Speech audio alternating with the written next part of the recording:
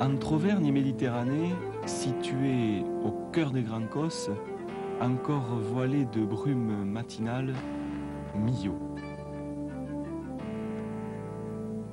Quelques brebis, le temps de nous souvenir que nous sommes à moins de 20 km de Roquefort, la capitale mondiale du fromage. Et nous glissons sur les eaux du Tarn. Cité millénaire, autrefois appelée Condatomac, Millau nous livre ses trésors avec le vieux moulin, le lavoir, le beffroi et l'incontournable musée de la peau et du gant qui nous rappelle que la sous-préfecture aveyronnaise est la capitale du cuir, une réputation qui a franchi bien des frontières. Sur le grand axe vers l'Espagne, Millau s'affirme comme un carrefour touristique. Il fait bon flâner dans les rues commerçantes.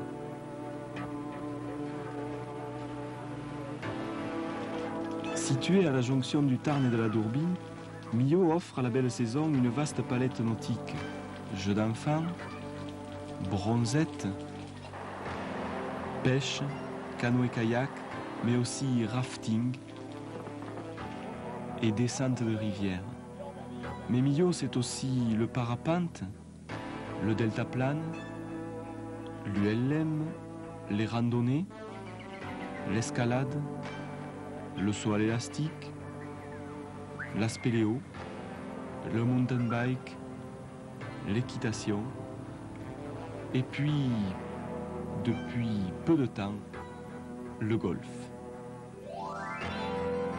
Millau qui n'a pas usurpé sa réputation de Millau la sportive, puisqu'elle accueille les championnats de France de natation, le Tour de France, les célèbres 100 km, ainsi que le rallye des Cardabelles, cher à Didier Auriol, l'enfant du pays. Enfin, Millau pétanque. Eh oui, de la Provence aux Causses, il n'y a finalement qu'un pas, et la petite boule a trouvé ici un cadre à sa mesure. Pétanque loisir, pour de nombreux estivants qui goûtent aux joies d'une activité ô combien sympathique et conviviale, mais surtout pétanque compétition, puisque la ville de Millau accueille chaque année cette épreuve phare que constitue le national de pétanque. Un national qui vise toujours plus haut et ne manque pas d'atteindre son but, tant sur le plan sportif, mais également par ses retombées économiques et médiatiques. Rejoignons vite le parc de la Victoire et que le spectacle commence. Bienvenue à tous les pétanqueurs et bienvenue à toi, Jean-Pierre, qui en tant qu'organisateur va pouvoir nous apporter de précieux éléments. Bonjour Gérard. Dis-moi, Jean-Pierre, je suis certain que cette année encore, vous nous avez concocté une surprise. Eh bien, comme nous le voyons à l'image, une boule de lyonnaise. Et à travers cette boule, un double défi. Le pari de réunir ici, à Millau, la petite et la grosse boule, une initiative qui, il faut bien le dire, n'est pas si fréquente. Et puis, pour les deux garçons que nous avons invités, le fait de s'attaquer à leur propre record du monde de tir. Un pari audacieux, puisque la barre, il faut bien le dire, est déjà très haute. Ce mariage des deux disciplines me semble, Jean-Pierre, une excellente idée. Alors nous avons vu les joueurs s'échauffer, se préparer physiquement, et le coup d'envoi est maintenant donné. Brièvement, Jean-Pierre, peux-tu nous préciser en quoi consiste ce record? Eh bien, il s'agit du record du monde de tir à cadence rapide. Il faut frapper le plus de boules possible dans l'heure, et chaque joueur tire consécutivement 4 boules, puis passe le relais à son partenaire. Les tirs s'effectuent à une distance de 13 mètres, et ces deux athlètes que nous voyons évoluer sont détenteurs de ce record, avec 518 boules frappées sur 562 tirées, ce qui est tout à fait prodigieux. Alors Jean-Pierre, il est temps de nous présenter ces deux garçons. Ce sont tous les deux des joueurs nationaux. Ils se sont depuis quelques années spécialisés sur ce type de record. Ils sont professeurs d'éducation physique, ce qui explique leur excellente condition sportive. Ce que ne manque pas d'apprécier Claude Lacan, la performance physique et le pouvoir de concentration prédominant ici sur l'adresse pure. À l'écran, nous avons vu Marcel Brun, 45 ans, un gaillard très solide, très volontaire, un style bien à lui, mais ô combien efficace. Un public évalué à environ 2500 personnes qui ne va pas regretter d'être venu suivre cette exhibition. Et nous nous tournons vers Jacques Farès, 30 ans, un garçon qui respire la santé. Un gagneur né, au style très pur, un véritable challenge. Deux styles donc différents, mais en commun un talent fou et un esprit d'équipe particulièrement prononcé. On va saluer au passage le travail parfaitement coordonné des ramasseurs de boules et puis surtout du public qui va répondre à l'attente de ces champions par des applaudissements fournis tout au long de l'épreuve en scandant toutes les frappes. Des moments de fatigue bien sûr car l'effort est constant. Les moments de récupération sont très courts et à chaque fois il faut repartir. C'est un rythme extrêmement soutenu puisque les deux joueurs vont parcourir 12 km.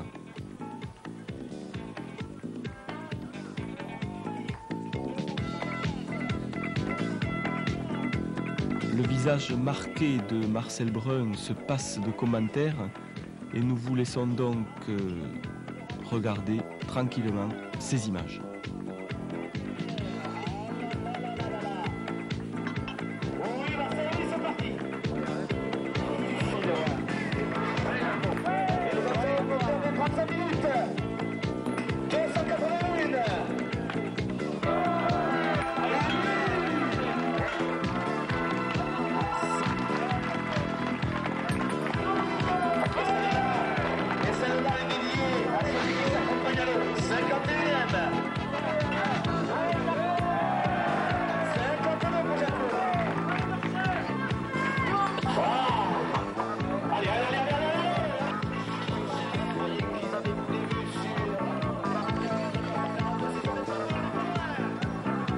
Nous arrivons donc au terme de ce véritable marathon.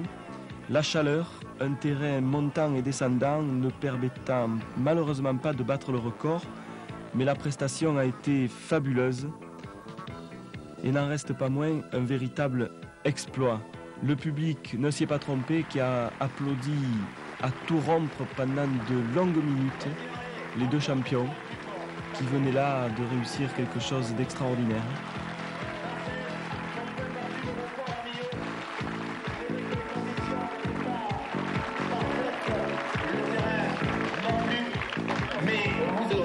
Marcel Brun avoue qu'il n'a jamais trouvé un bon rythme respiratoire au cours de cette tentative et que relevant d'une tendinite, il n'a pu être à son top. Mais laissons maintenant la parole à Jacques Farès. J'ai beaucoup de choses à dire, je suis un peu fatigué, j'espère que je ne vais pas trop me mélanger. J'ai déjà à remercier tout d'abord c'est les organisateurs de ce national de pétanque de Millau parce que sans organisateurs, nous, on ne tirerait pas. Et je crois que grâce à eux, nous on s'est fait plaisir, j'espère qu'on vous a fait plaisir. Et puis ils vous organisent une compétition de pétanque extraordinaire. Alors je les remercie très très fort. Tout le temps, sois fort dans ta tête, sois fort dans ta tête. Et pour jouer au boule, vous savez tous qu'il faut être très fort dans sa tête. Et je les remercie, ils ont tout compris. Et enfin, on ne peut pas passer à côté du public, joueur de pétanque. Mais enfin, de toute façon, nous on pense que les boules, elles sont rondes, qu'elles soient grosses ou petites, il faut des qualités. Eh bien, bravo Jacques Farès. Et comme nous le voyons à l'image, notre ami Mosca salue cette double performance en connaisseur. Jacques Farès, eh oui, il a réalisé beaucoup de carreaux, 64 frappes consécutives, et malgré tout, il a su trouver au micro le langage qui convenait. Eh bien, à Millau, évidemment, toujours les récompenses, Jean-Pierre. Et des blousons de cuir, comme il se doit. Après cet excellent prélude, et grâce aux bons soins de la famille Guido qui nous a apporté ce pétard, la fête pétanque peut donc commencer. Et bien voilà, c'est parti pour le tournoi exhibition.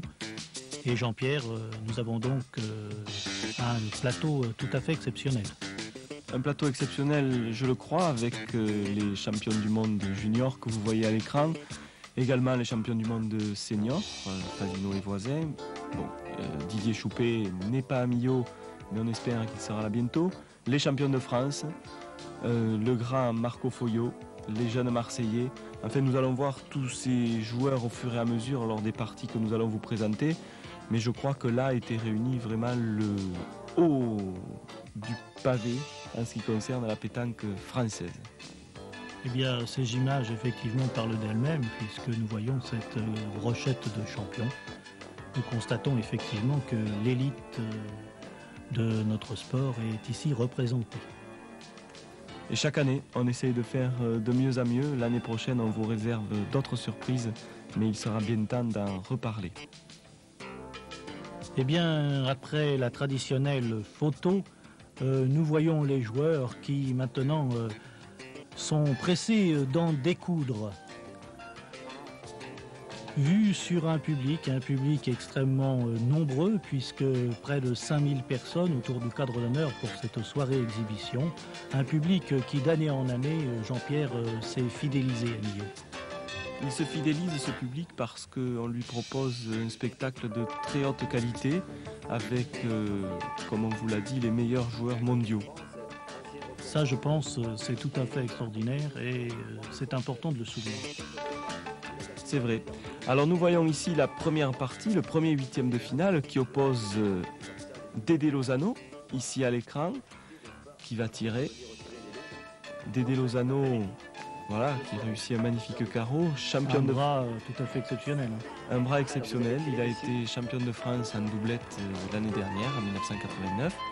Max Camps, lui, l'a été en 1988. Dédé Lozano est associé à Jean-Luc Robert. Max Camps à Christian Bourdin. Christian Bourdin qui, lui, a gagné encore cette année de nombreux nationaux et dernièrement celui de Bédarieux. Mais là, Jean-Luc Robert et Dédé Lozano vont imposer un rythme impressionnant et vont remporter ce premier huitième de finale. Deuxième huitième de finale, alors il oppose les champions de France en triplette, Serge Daniel et Gérard Tourné, qui viennent de conquérir cette année leur titre à Brive, aux expérimentés Foyot et Lucchesi.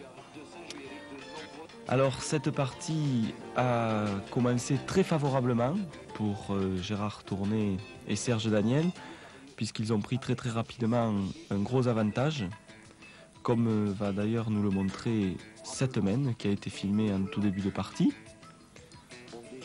Mais Foyot et Lucchesi ne vont pas s'en laisser compter et leur expérience va parler. Alors nous avons vu ici donc Gérard Tourné en bouchonné, tir de Marco Foglio qui ne peut réussir qu'une petite chic. René Lucchesi ici s'égare un petit peu, il faut dire que le terrain de Millau n'est pas si facile. Et nous voyons à l'écran Serge Daniel, alors qu'en fin de main, Gérard Tourné va donc assez facilement rajouter des points. Voilà, sur cette main, il va y avoir 5 points pour l'équipe Tourné-Daniel. Malheureusement, ça ne suffira pas, puisqu'ils vont s'incliner sur le score très serré de 11 à 10, puisque les parties allaient en 11.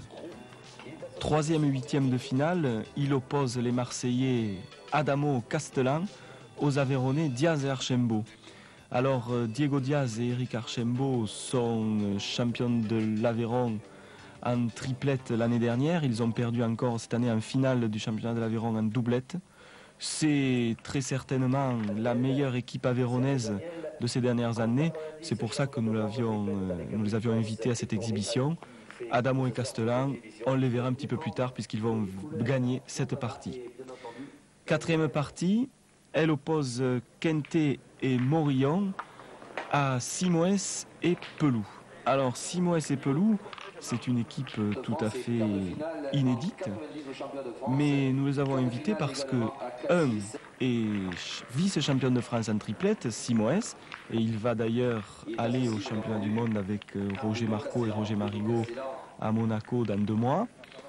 Et l'autre, Pelou, a perdu en finale du championnat de France tête-à-tête au Canet, en finale contre Christian Fasino à la suite d'une partie extraordinaire. On se demande encore comment il a pu perdre. Effectivement, Jean-Pierre, Alain Peloux a réalisé une année tout à fait exceptionnelle et cette finale de championnat de France restera dans les annales puisqu'il a fallu un très très grand Fassino pour venir à bout d'Alain Peloux qui a été absolument fantastique. Il a frappé des boules sans complexe et vraiment c'était du grand Peloux. Malheureusement ici, ils vont s'incliner contre Morillon et Quintet. Autre huitième de finale, Fassino et Voisin, ici à l'écran, qui sont opposés à Bartoli et Garagnon. Alors là, super partie qui a ravi tous les spectateurs puisqu'elle a été très très serrée jusqu'au bout.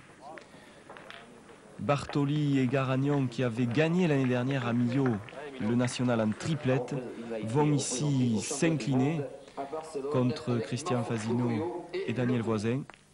Mais ces deux équipes, nous les reverrons plus tard.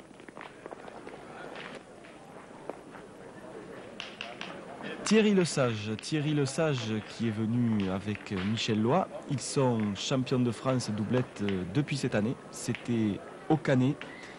Et ils sont opposés ici à Jean-Yves Loulon et Mariam Barthélémy. Et là, il va y avoir une grosse surprise puisque Jean-Yves Loulon et Mariam Barthélémy vont venir à bout de nos champions de France.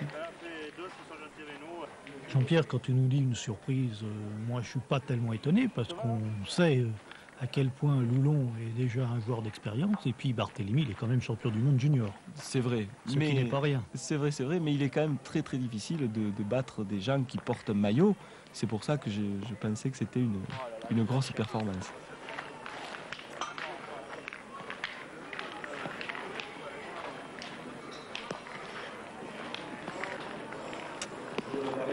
Autre partie, Rémi Hartal et Serge Viguier contre Bidot et Lescouzer. Alors Rémi Hartal et Serge Viguier, ce sont l'équipe des employés de Groupama, puisqu'ils travaillent tous les deux à Groupama. Mais Rémi Hartal, c'est quand même le champion de l'Aveyron en doublette, donc il avait tout à fait sa place dans ce carré pour l'exhibition. Malheureusement, Bidot et Lescouzer, c'était quand même un gros morceau. Et Rémi Hartal a tenté de tirer le bouchon à la dernière main. Il l'a manqué. C'est ainsi que s'est terminée cette partie. Dans une ambiance, on doit le dire, tout à fait amicale. C'est vrai, comme toujours à Millau. Et enfin, dernier huitième de finale, celui qui s'est situé tout en haut du carré d'honneur. Il oppose les champions du monde junior, Ferrazzola et Dumanois, à une équipe inédite, Salvador et Marigot. Passo n'avait pas pu venir ce jour-là. Roger Marco a très gentiment offert sa place à Denis Salvador. Et là aussi, il va y avoir une très très belle partie, puisque les deux anciens vont l'emporter sur le score très serré de 11-10. Nous nous retrouvons donc en demi-finale avec une superbe partie opposant Quintet et Morillon d'une part à Fassino et Voisin, les doubles champions du monde d'autre part.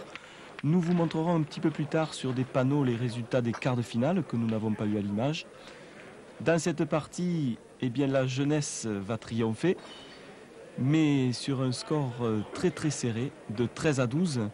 Christian Fassino et Daniel Voisin vont en effet s'incliner, mais soyez sans crainte, nous les retrouverons un petit peu plus tard dans le courant de ce reportage.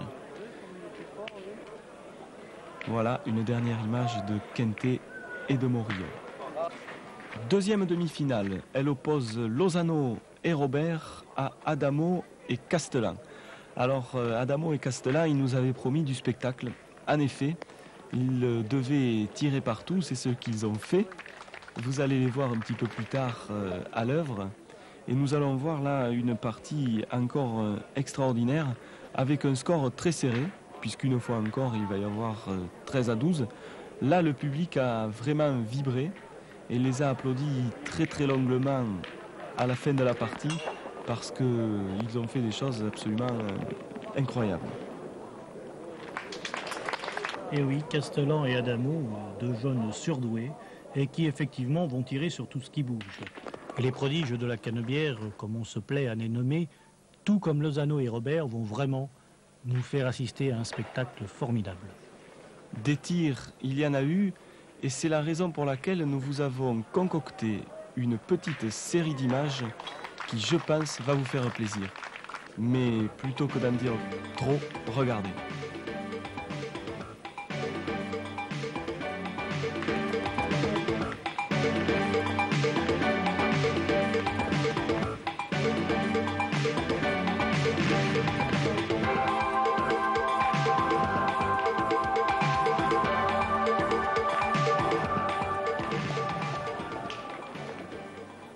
Eh bien, nous profitons de ce plan large pour vous rappeler les résultats des quarts et des demi-finales.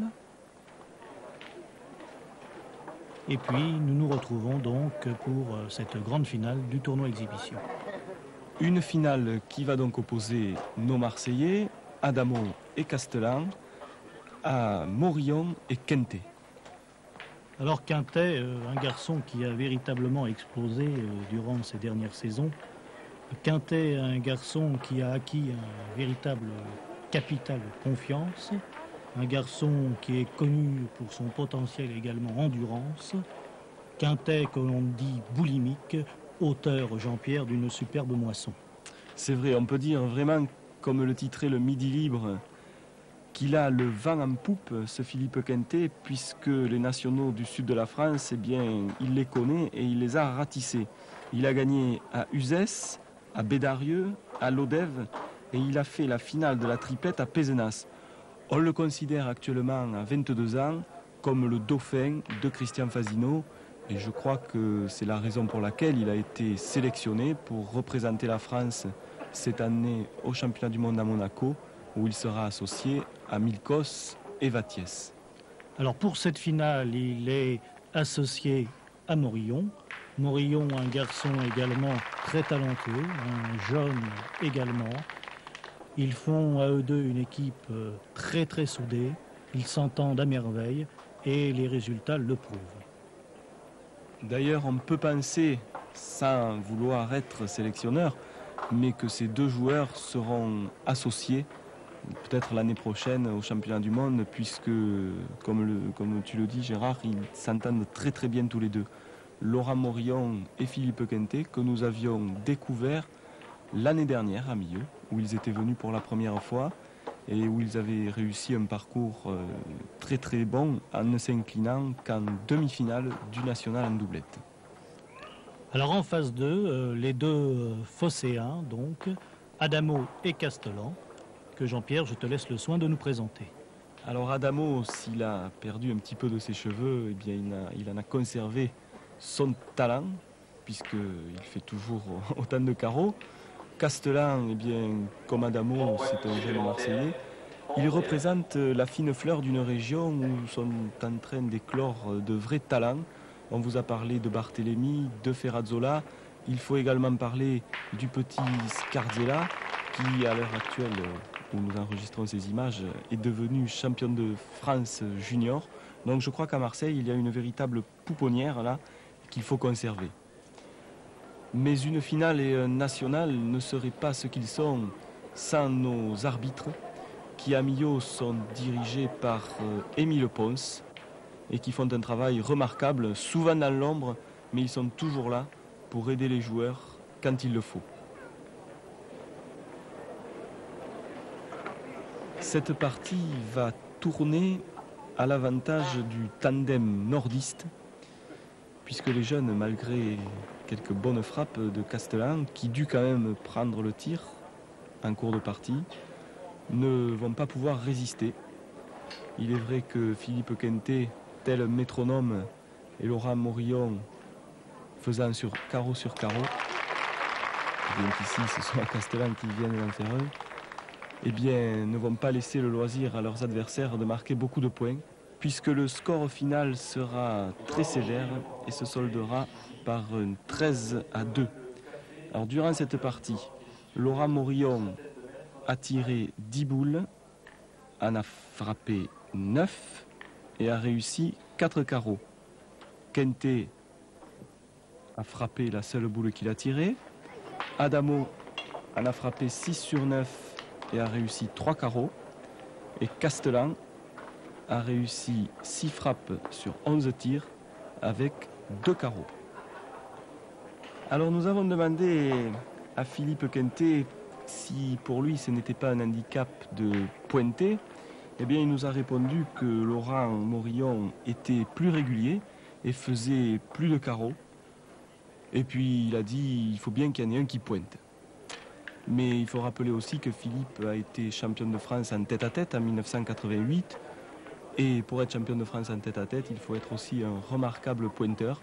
Et c'est ce, sûrement, qui a fait la différence ici contre les jeunes sudistes. Nous arrivons donc à la fin de cette partie. Et c'est sur ce magnifique carreau de Laurent Morillon, applaudi comme il se doit par notre fidèle public, que la partie se termine. Victoire donc des nordistes sur les sudistes. Nous retrouvons à l'image Quintet et Morillon, dont vous pouvez admirer le style. Ils portent les couleurs de la caisse d'épargne et bien entendu, ils jouent avec des boules au but. La pétanque, oui. Eux aussi vont recevoir comme il se doit les traditionnels blousons de cuir mi-à-voix que leur remet le président Damien Masse et Thierry Vermorel. Nous laissons maintenant la parole aux officiels. Monsieur Masse, cher ami, bien sûr, monsieur le député, messieurs les élus, messieurs les 2 représentants de la fédération de pétanque, monsieur Pelletier et monsieur Jouve, messieurs les pétanqueurs, je suis très heureux de représenter la ville avec quelques collègues et de vous dire tout le plaisir pour la 9e fois que nous avons de vous accueillir, je crois que c'est le mot, à Millau, pour ce 9e national de pétanque. Je crois que la ville de Millau est maintenant amoureuse de la pétanque. Ce n'est pas tout à fait un hasard. Je crois que nous avons de bonnes raisons de cohabiter et de vivre ensemble. Millau est une ville du Sud.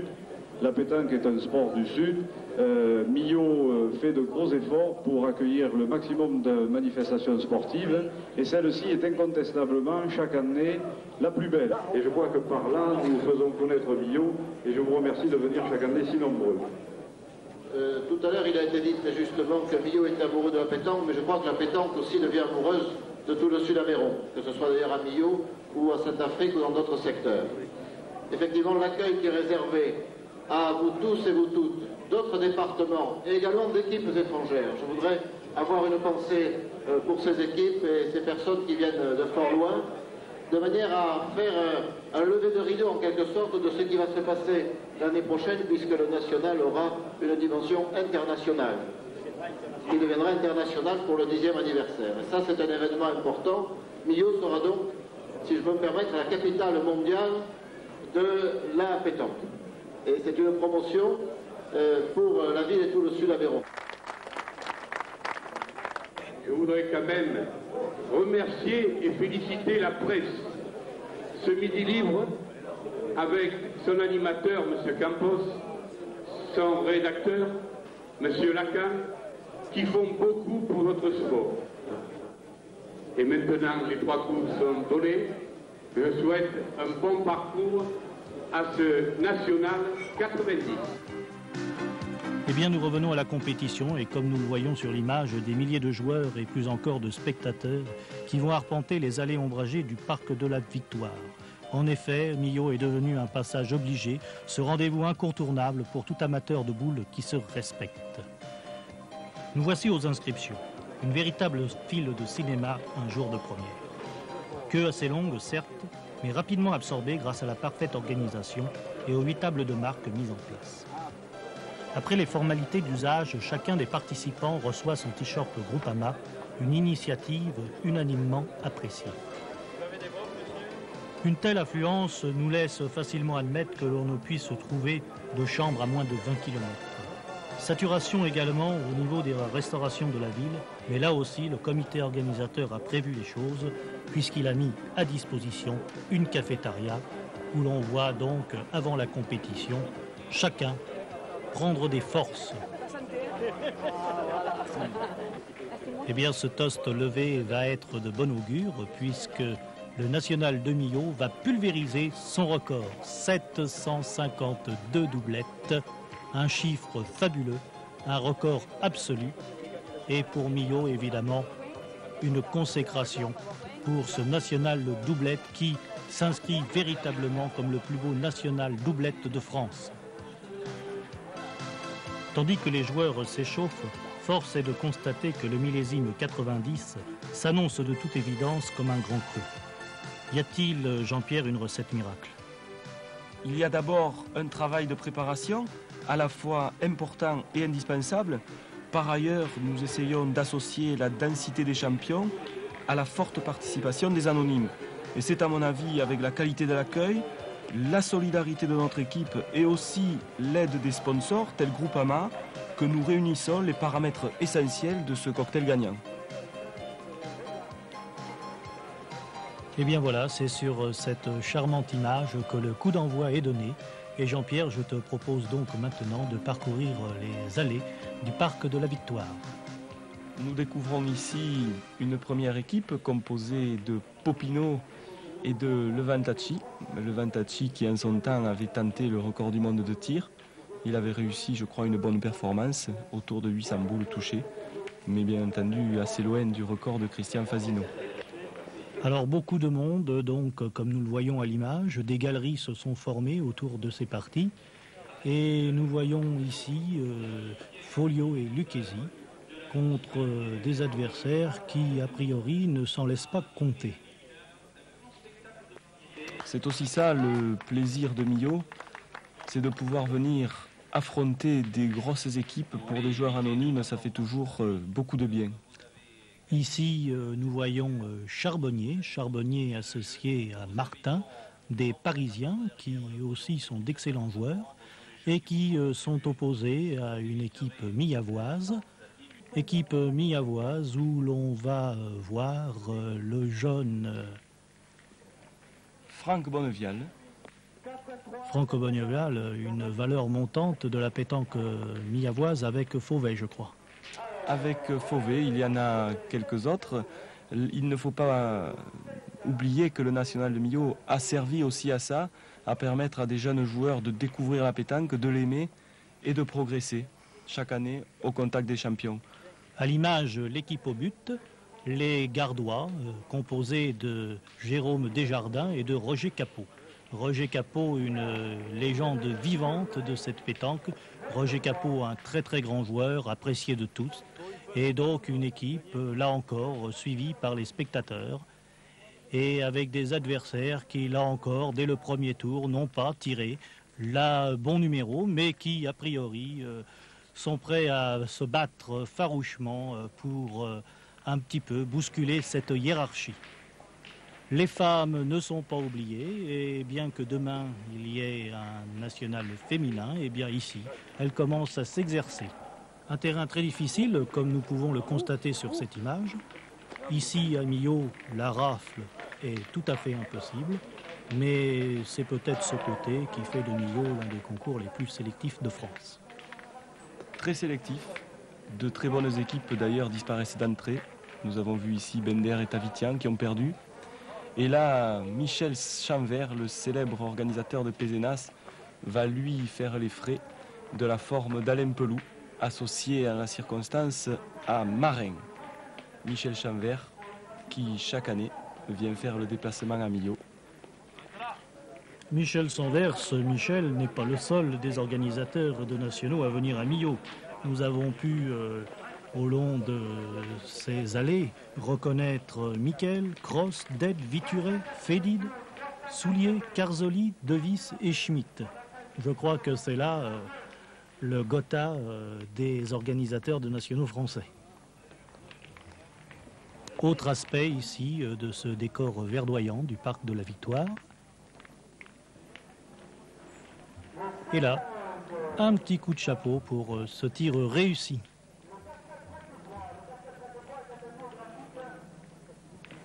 Nous continuons donc notre balade dans les allées du Parc de la Victoire avec ce terrain qui est, vous le voyez là, particulièrement difficile. Et ici, il y a une telle concentration de champions au mètre carré que certains, comme Deveau, que nous voyons tirer, associé à Darod, ne peuvent pas jouer à l'intérieur du carré d'honneur. C'est également le cas de Concedieu et Lelon qui vont disparaître assez rapidement de la compétition. Concedieu qui est en général l'associé de Philippe Quintet, notamment lors des championnats de France.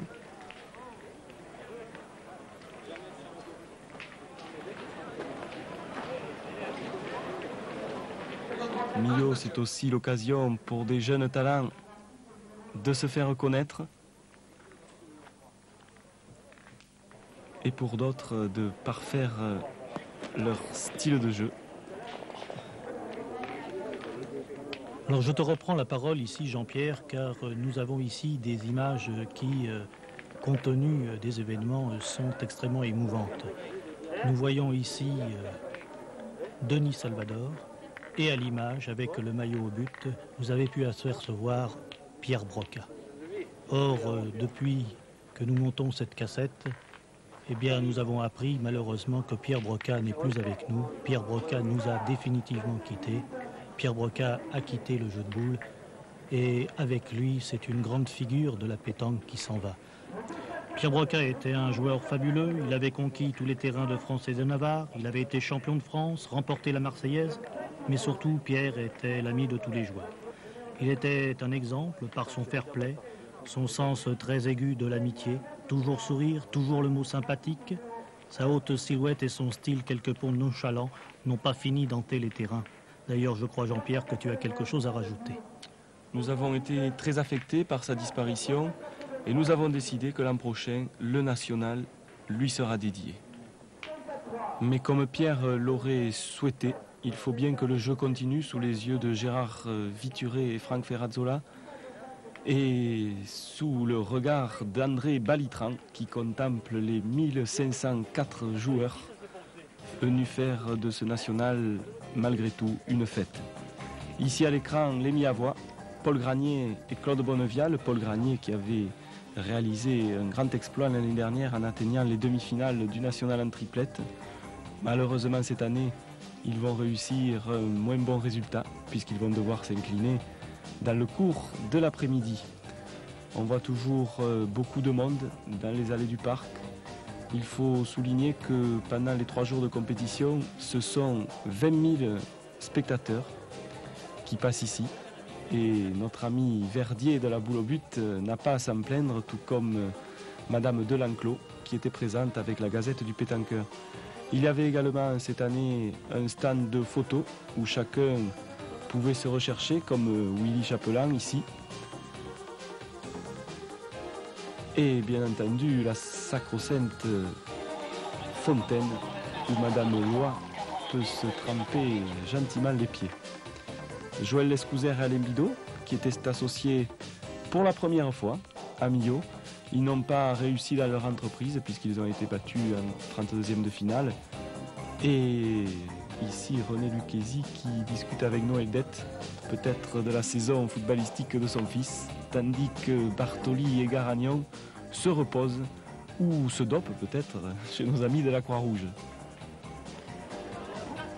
Une petite incursion dans le carré d'honneur où la foule est toujours omniprésente et attentive. Le temps d'apercevoir Georges Simoes, que nous reverrons par la suite, et de saluer John Schmidt, l'organisateur du national de Cournon d'Auvergne, qui ne manque ni de verve ni de style. Il va tout de même s'incliner dans cette partie. Et derrière ce magnifique chapeau, nous saluons les Aveyronnais, Salerno et Routaboul, alors qu'à l'extérieur, nous pouvons voir Rocher et Fragnou, qui étaient pour la première fois à Millau. Et là, nous retrouvons nos célèbres petits Marseillais, Gasparian et Barthélemy, qui avaient conquis les cœurs de la foule miavoise en 1988, lorsqu'ils avaient remporté ce national. C'était à l'époque contre l'équipe Petit Coumourian et on se souvient toujours de leur magnifique demi-finale contre Bordin et Hautebon où on avait remarqué dans les gradins beaucoup de gens qui avaient la larme à l'œil, tant la victoire de ces jeunes gens faisait plaisir à voir et tant leur bonheur était communicatif. Il faut souligner que Barthélemy et Gasparian, eux aussi font partie de la vague marseillaise et sont des joueurs d'une extrême correction. Effectivement, il faut souligner, Jean-Pierre, que pour des jeunes, c'est une qualité tout à fait remarquable. Et j'ajouterais que Marion Berthelemy, qui va partir prochainement au Japon pour y promotionner la pétanque, sera, à n'en pas douter, un excellent ambassadeur.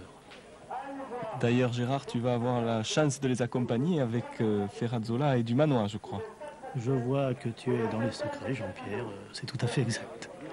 Nous retournons donc dans le carré d'honneur avec notre magnifique bande tricolore, où nous allons retrouver Alain Pelou, associé à Marin. Alain Pelou, nous vous l'avons présenté lors de l'exhibition. Lui aussi, il faut souligner son extrême correction. Il a encore été très bon à Millau.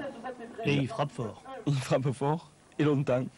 Il a malheureusement dû s'incliner dans le courant de la soirée, tout comme Dédé Gali, le célèbre Dédé Gali, un grand ami du National de Millau, qui est venu avec le Parisien Fabrice Kell, devenu Toulousain depuis. Fabrice Kell, que la fédération avait gracié. On sait qu'il avait eu quelques problèmes après avoir été champion du monde de junior il y a 2 ans. Fabrice Kell, qui est un super joueur, ça fait quand même plaisir de le retrouver sur les jeux de boules. Ils s'inclineront plus tard contre Morillon et Quintet. Philippe Quintet que nous voyons ici. Morillon et Quintet qui ont passé une agréable après-midi en attirant toujours les foules. Il faut dire que leur jeu est particulièrement plaisant, comme nous pouvons le voir sur ces images.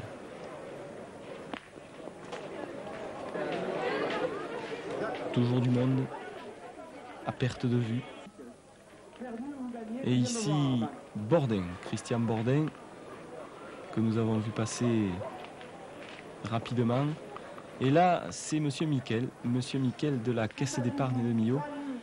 Jean-François Miquel, qui est un très très grand joueur de jeu lyonnais, puisqu'il évolue en division nationale. C'est le meilleur joueur aveyronnais. Il a malheureusement chuté là contre Alain Le Gall et Michel Villemain.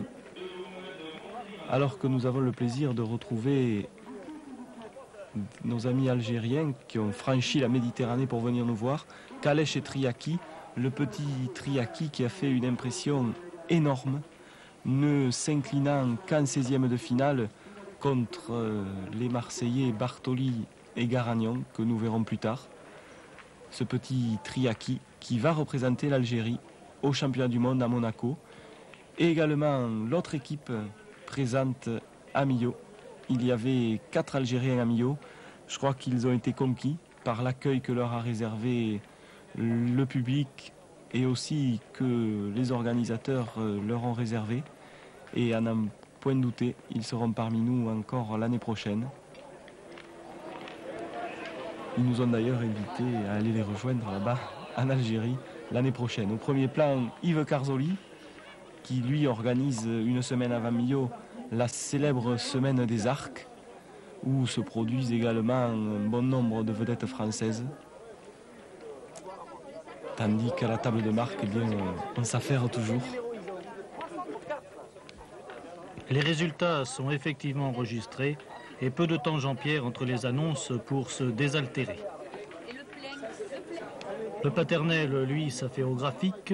Le national a maintenant pris son rythme de croisière. Voilà, nous nous retrouvons maintenant après souper au niveau des 32e de finale et sous les guirlandes, c'est toujours une foule considérable qui se presse. 5 ou 6 rangs le long des barrières, des tribunes pleines à craquer. La presse dira que les princes du parc attendent leur roi. Mais à cette heure, Jean-Pierre, il est encore difficile de faire un pronostic. Surtout lorsque Morillon et Quintet rencontrent Foyot et Lucchesi. Et bien là, Foyot et Lucchesi vont disparaître sous les coups de boutoir de Laurent Morillon qui va réussir une partie parfaite en faisant seulement un trou. Foyot et Lucchesi se posent des questions et il ne va leur rester qu'une seule solution, tirer le bouchon, manquer. Donc victoire de Morillon-Quintet qu'on retrouvera plus tard. On retrouve ici Christian Fasino et Daniel Voisin qui vont disposer de l'équipe parisienne de Laurent Zemmour. Laurent Zemmour ancien champion de France junior, qui malheureusement n'a pas pu résister, comme beaucoup d'autres équipes dont nous allons voir la liste. Effectivement, la soirée a été très longue et nous vous donnons ici quelques-uns seulement des éliminés de marque avant le stade des huitièmes de finale.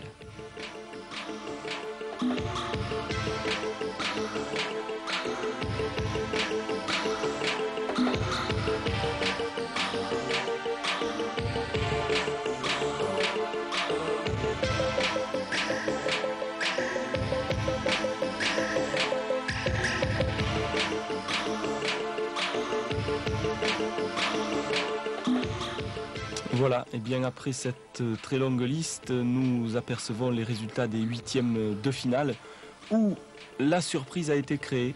Morillon, Quintet ont été battus par Bartoli. Si on peut appeler ça une surprise, tant la valeur de Bartoli et Garagnon est grande. En quart de finale vont disparaître Tourné et Daniel, les champions de France de doublette, ainsi que Petit et Charot. Et nous nous retrouvons donc en cet après-midi du lundi aux demi-finales. Les demi-finales donc que nous voyons apparaître ici avec le nom des 8 joueurs en surimpression pour vous faciliter leur reconnaissance. Bartoli et Garagnon ici, qui vont être opposés à Simoes et José Boer. Alors dans cette partie, Bartoli et Garagnon ne vont pas faire de détails et l'emporter 13-3. Eh bien, nous avons choisi, Jean-Pierre, de nous attarder un peu plus sur cette demi-finale. Nous voyons ici Daniel Voisin, qui d'emblée met un point moyen. Mais leurs adversaires ont choisi de partir à l'attaque. Alors nous découvrons Dominique Roy-Ponce, qui n'est autre que le 4e junior champion du monde et qui réalise donc ici une superbe frappe. Christian Fassino, pour sa part, lui, est toujours égal à lui-même, toujours très appliqué et toujours très très près du bouchon. Bien difficile donc pour notre ami Oriot de s'en sortir dans cette partie. Ce n'est pas ce trou, certes, qui va arranger leurs affaires. On se consulte et l'on essaye de limiter les dégâts. Nouvelle mène où Dominique va manquer en tombant au pied de la boule, mais nous allons voir qu'il se reprend et va réaliser un magnifique carreau au bouchon, carreau qui sera très applaudi. En vieux briscard, Christian et Daniel se concertent. Christian va partir au rond, Daniel fait signe que tout va bien. Et en effet, la réponse ne va pas se faire attendre. Le métier va donc parler, nette domination donc pour les champions du monde, qui remportent cette partie sur le score sans appel de 13-2.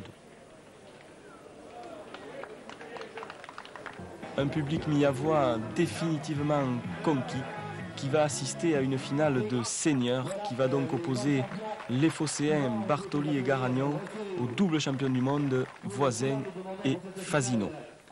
Alors on se demandait un petit peu qui pourrait arrêter Bartoli et Garagnon, surtout après l'exploit qu'ils avaient réalisé en huitième de finale aux dépens de Morillon et de Quintet, et surtout après le début de partie qu'allait réaliser Éric Bartoli, réalisant des prodiges carreau sur carreau.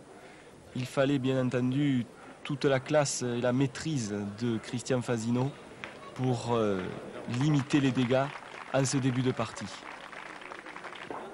On voit encore ici Éric Bartoli réussir un nouveau carreau. Vraiment, ça a été un début de partie étincelant, surtout que Garagnon a suivi derrière, lui aussi, en y allant de son petit palais. Mais Fasino, bien entendu, ne s'en laisse pas compter et donc revient assez rapidement au score sous les yeux toujours attentifs du public. Il y en avait partout. Ici, c'est une mène qui a été un petit peu jouée loin en raison d'un déplacement de bouchon. Et là, Christian Fasino va tenter quelque chose de très délicat. Il se concentre, il veut faire partir les deux boules. Il rate de peu. Nous ne nous sommes pas privés de vous repasser cette image au ralenti. C'est pratiquement parfait, à 2 mm près. Il faisait partir les deux boules, vous voyez, il saute par-dessus, lui aussi saute. 11 à 5. Vous voyez, ils ont rapidement pris le dessus. Dans cette main, Garagnon réussit un mauvais point que va facilement reprendre Voisin. C'est là que s'est jouée la dernière main. Il faut maintenant que Bartoli tire absolument et réussisse. Eh bien, malheureusement, il va frapper, mais le bouchon va suivre. Il est très malheureux, on le comprend. Il ne reste plus à Christian Fasino qu'à frapper la boule pour remporter pour la deuxième fois le National de Millau. C'est fait. Formidable exploit. Il y avait 6 ans exactement que des joueurs n'avaient pas gagné pour la deuxième fois le National de Millau. C'était Bengler et Stace en 1983 et en 1984. Confirmation donc pour nos champions du monde et troisième exploit pour Christian Fasino. Après un 4e titre de champion de France tête-à-tête et le record du monde de tir avec 991 boules frappées sur 1000. Je vous propose donc maintenant de le retrouver ainsi que Philippe Quintet. Ils vont nous livrer leurs sentiments. On se remet toujours en question à Millau pour savoir où on en est et on essaye toujours de faire le maximum pour le gagner parce que c'est quand même important. Ça fait plaisir à l'équipe surtout et on joue en toute amitié, bien qu'on a des fois des petits cris dans la partie, mais ça c'est question de compétition, c'est le savoir-faire quoi en fin de compte. Et qu'est-ce que tu penses de cette organisation ? C'est sympathique, il y a beaucoup d'amitié et c'est une grande fête de la pétanque, c'est le principal, quoi. Afficher un national à son palmarès comme Millau, c'est quand même quelque chose de formidable. Bon, on a perdu, on essaiera de faire mieux l'année prochaine. Oui, pour un joueur comme toi, qui vient consécutivement de gagner quelques nationaux importants, tu vas nous rappeler un petit peu là, cette dernière quinzaine qui a été riche en victoires. Ben oui, j'ai gagné quand même quelques nationaux. J'ai gagné à Uzès au mois de juillet. Je viens de rentrer quand même dans le national triplette de Bédarieux. On a gagné Bédarieux en triplette, finaliste du tête-à-tête, remporté le national de l'Odève. Bon, ça a bien marché. Donc il manquait Millau. Il manquait Millau. Bon, pour l'instant, on est encore dans le coup du national triplette. On va espérer faire un bon résultat. Le plus beau, c'est le doublette, bien sûr, parce que 752 doublettes au départ, c'est un magnifique concours. On a perdu en 8e, on est déçu. On va essayer de se rattraper en triplette et on va surtout essayer de se préparer pour l'année prochaine. Voilà, c'est ce que j'allais te dire. Je pense que de toute façon, tu seras parmi nous l'année prochaine parce que tu veux afficher Millau doublette à ton palmarès. Ah, il est certain que l'année prochaine, on sera là au départ. Maintenant, afficher Millau, ce serait super. Maintenant, il faut espérer le gagner un jour, voire peut-être dans 2 ans ou 3 ans, parce que, comme me disait tout à l'heure M. Voisin, ils ont perdu 3 fois avant de l'afficher à leur palmarès. Alors, tous les espoirs sont permis. Tous les espoirs sont permis. Alors un autre volet de ce national maintenant avec le national en triplette qui a réuni 312 équipes. On ne va pas tout vous montrer, ce n'est pas possible. Vous aurez simplement les résultats. Mais avant de nous quitter, eh bien, je vous rappelle que Millau cette année, c'était 22 000 spectateurs en 4 jours, 120 organisateurs, 4 213 joueurs inscrits, 752 doublettes, record absolu. 320 triplettes, 119 triplettes mixtes, 50 doublettes féminines et encore 150 annonceurs. Les résultats donc à partir des quarts de finale où il y a eu une superbe partie, Quintet qui a battu Le Sage, Loa et Gali 13-12, des demi-finales qui ont vu Bartoli, Garagnon et Xéron s'incliner contre Passo et Quintet a battu Popino qui était associé à 2 jeunes, Hernandez et Ripin. Et en finale, Quintet, Morillon et Voisin, encore lui, ont battu Passo, Salvador et Faré 13-9, superbe partie encore une fois. On ne pourrait se séparer bien entendu sans offrir un coup de chapeau aux féminines qui étaient 50 doublettes à en découdre pour le titre envié du national féminin de Millau. Ce sont sans surprise les Villeurbanaises et Lyonnaises Gélin Quadri qui l'ont emporté aux dépens de l'équipe héroltaise Fabre et Vireveire. Alors Gérard, il est temps de nous quitter. Merci de nous avoir aidés à réaliser cette cassette tout au long de ce national. Et je crois que peut-être tu pourrais dire le mot de la fin.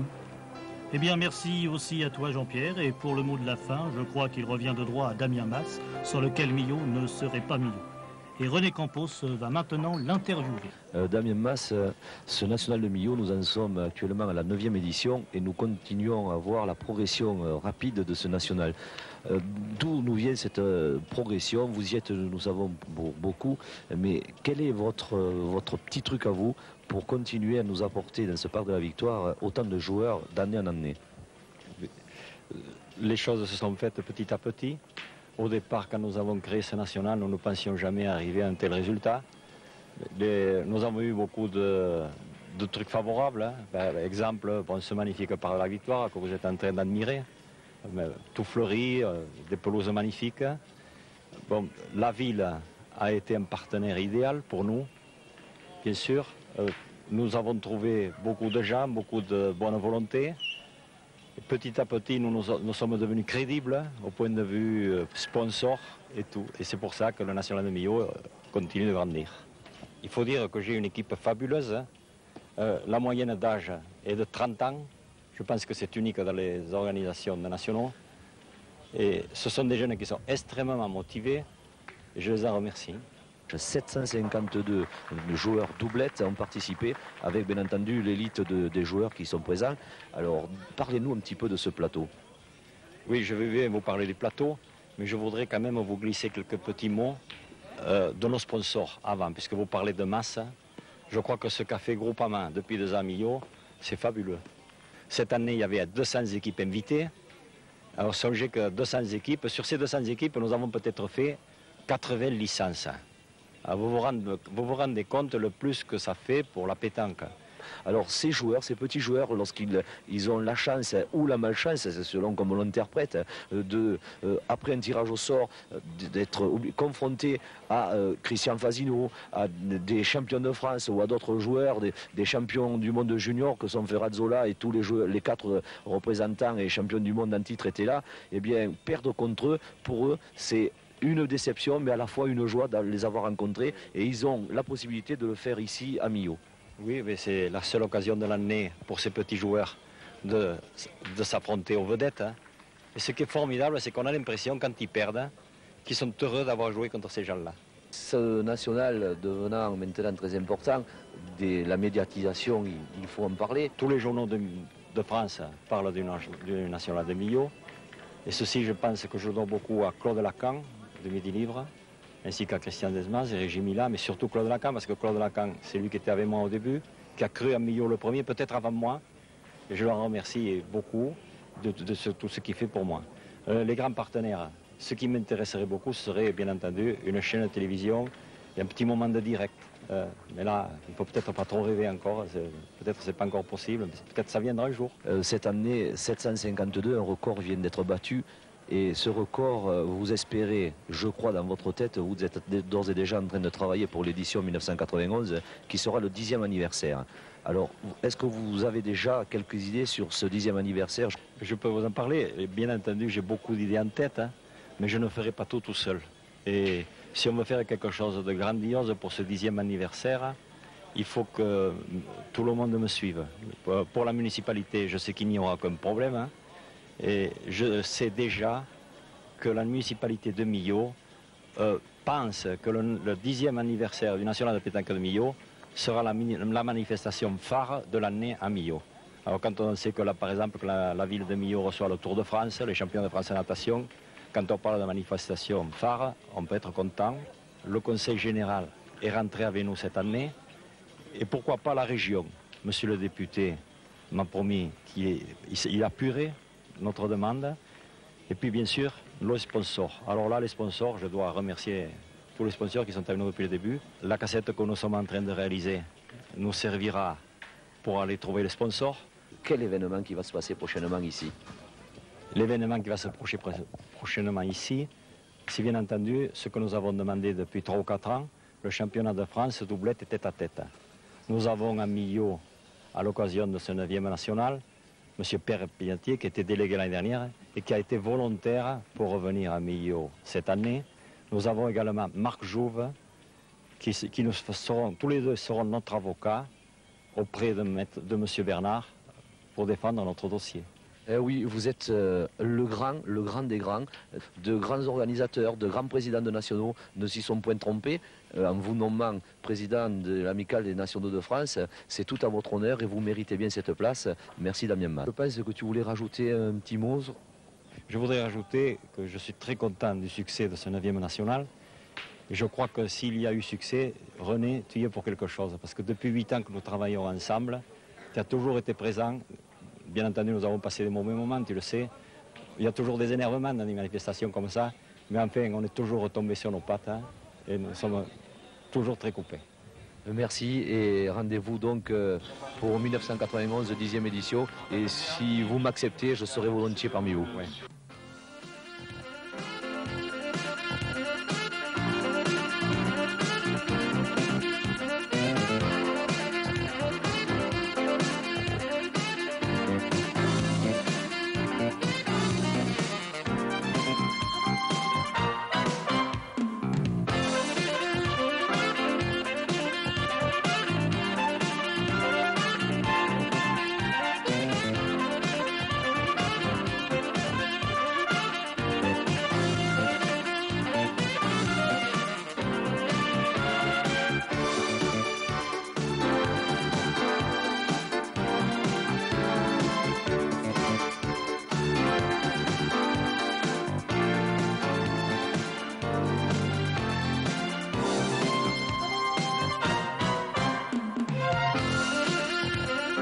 La pétanque,